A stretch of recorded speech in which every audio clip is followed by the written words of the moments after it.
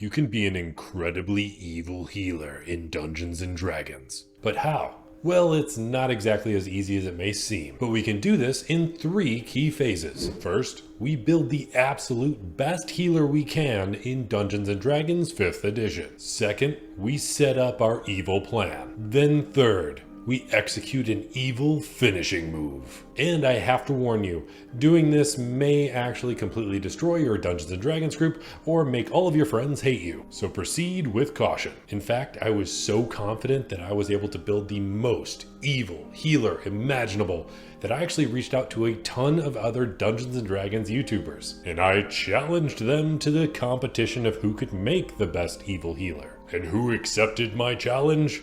Well, almost nobody, because I guess everybody else kind of plans their content way more in advance than I do. But there was still one who accepted the challenge over at D&D Daily. So after you're done watching this video, make sure to check in the description and you can find a link to their video, and make sure to leave comments as to who you think did it better. And D&D Daily doesn't know what they got into, because I made an absolute psychopath.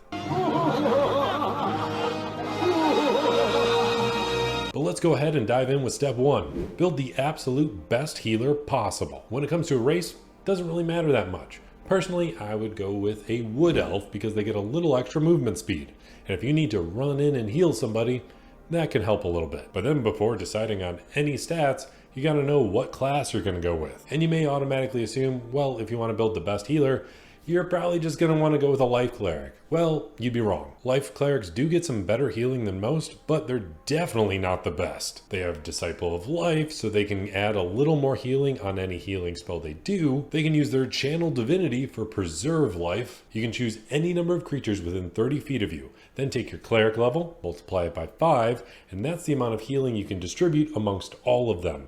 But you have to divvy it up. And the top tier healing ability they get all the way at level 17 is to be able to just not worry about rolling the dice for healing. They just automatically heal the maximum amount. But there's a healer that just does way better than all of that, and that's actually a druid. So when you're sorting out your stats, make sure to max out your wisdom, follow that by your constitution and your dexterity. Then as you start diving into druid, you're going to get plenty of spell casting, but the only spells you're really going to want to worry about, at least for now, is going to be healing. You can grab Healing Word and Cure Wounds. At 2nd level of druid, you get Wild Shape.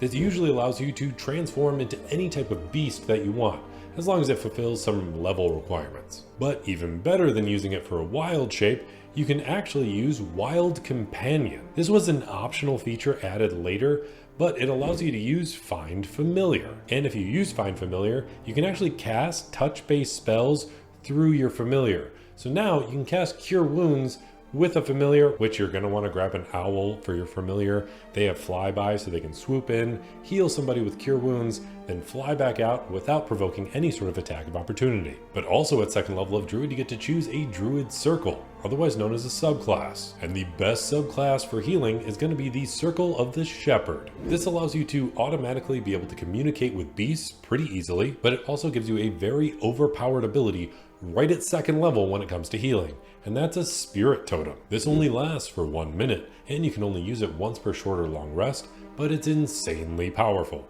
because you can summon a totem anywhere within 60 feet of you that you can see. And then anywhere within 30 feet of that space, it emits an aura. You can use it for the Spirit of the Bear, so that way all of the allies that you choose within that aura have advantage on all of their strength checks, and they get temporary hit points equal to 5 plus your druid level. Instead of a bear, you can choose the Spirit of the Hawk, and if you do that, then all of your allies that you choose have advantage on their perception checks, and if you use your reaction, you can give one of those allies advantage on an attack roll. But what makes this the best healing subclass is that they have the Unicorn Spirit. So all of the allies within that area that you select, they have advantage on ability checks to detect creatures within that aura. But more importantly, is that if you spend a spell slot to heal any creature, whether they're in that aura or not, each creature in the aura gets to regain hit points equal to your druid level. And that means that at max level, you can heal everybody in a 30-foot radius for 20 points of health every single time that you cast a healing spell. So while a life cleric might be able to use their Channel Divinity to heal a bunch of people at once, this allows you to just keep doing it over and over for a minute. And it doesn't even matter if you use your lowest level spell slot. If you have a high level druid, they're still getting way more healing on top of it. Then as you continue to level up in druid, you get stronger wild shape forms you can turn into, you get stronger spell casting, and this subclass is technically focused more on summoning, so you do get other features to boost that. Like at level 6, you get Mighty Summoner, so all of the creatures you summon now deal magic damage, and they get additional hit points. At 10th level, you get Guardian Spirit, so any creature that you summoned automatically gets healed if they're within that aura, even if you didn't cast a healing spell. So any summoned creatures are just getting extra healing. Then once you get all the way to 14th level of this subclass in Druid, you get Faithful Summons. So if you get reduced to 0 hit points, it's as if you suddenly used a 9th level spell slot to summon a bunch of animals with the spell Conjure Animals. And by default, they're just automatically going to protect you from harm. Once you get to even higher levels in Druid, if you do use your wild shape to turn into a beast, you can actually cast spells while in beast form. You can't be aged in any way, and at max level of Druid, you have an unlimited amount of wild shapes. So you basically have an unending health pool, because anytime you shapeshift into something with wild shape, you get a brand new chunk of health. And once that runs out, you return back to your normal form, and then you can just wild shape again. And you may be wondering, hey RJ, how is this evil at all? And yeah, I'm RJ, the guy who runs this channel. And it's actually very easy to make this very evil, because this is how to be a straight up psychopath of a healer. And to be truly evil, you need a full-blown evil plan. Bringing us to step number 2, set up your evil plan. So what is this evil plan, you may ask? Well, it's pretty easy. You're gonna go ahead and heal the crap out of your allies. And I don't just mean a little bit. You heal them all the time. They get a little puny hit from a goblin, you heal it. They get hit by a massive area of effect attack. You know what? You're gonna heal them all with your unicorn spirit. You're gonna do everything imaginable to keep them at full health as much of the time as possible. And what is this gonna do? Well, it's gonna make the rest of the players a little overconfident. And you're gonna add fuel to the fire by egging them on with that idea. They're gonna start thinking, well, combat's unreasonably easy. This isn't really a challenge. This is less fun because we're kind of breezing through all of this. And you may even wanna poke your dungeon master a little bit and say, hey, why don't you give us some more challenging stuff?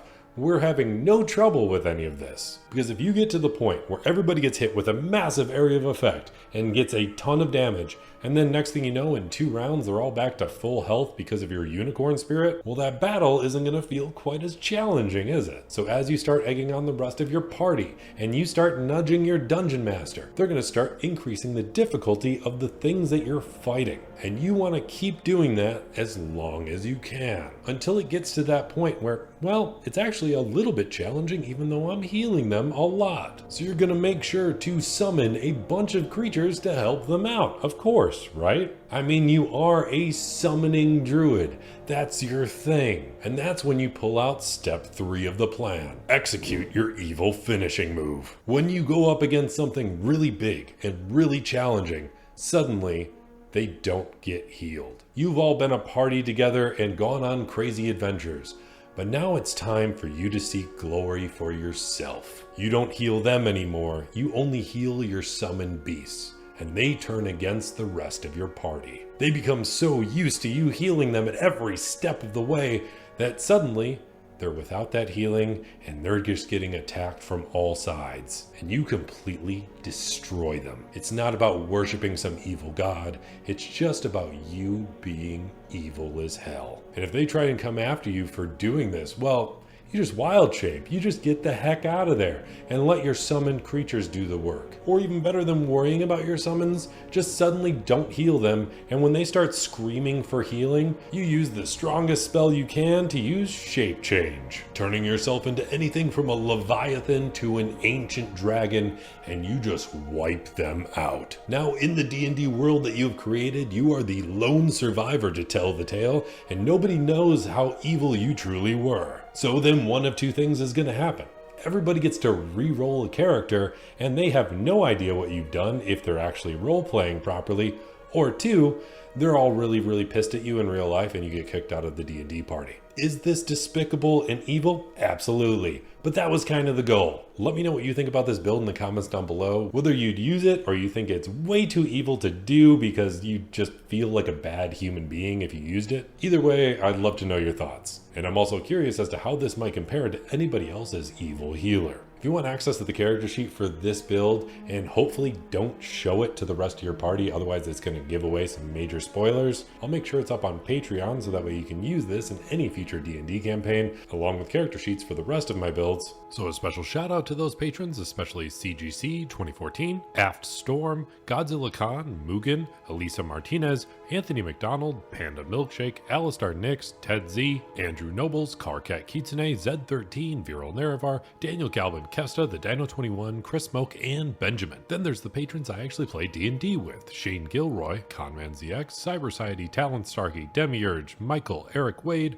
Salvador, Devin Happy, and Kilo Kilo. Then going above and beyond anything I ever expected is my god tier level patron GameSteak. So an ultra special thank you to him. And finally, if you made it all the way to the end of this video, let me know by hitting that like button, and I'll be here hoping you roll at least 3 nat 20s in your next D&D session.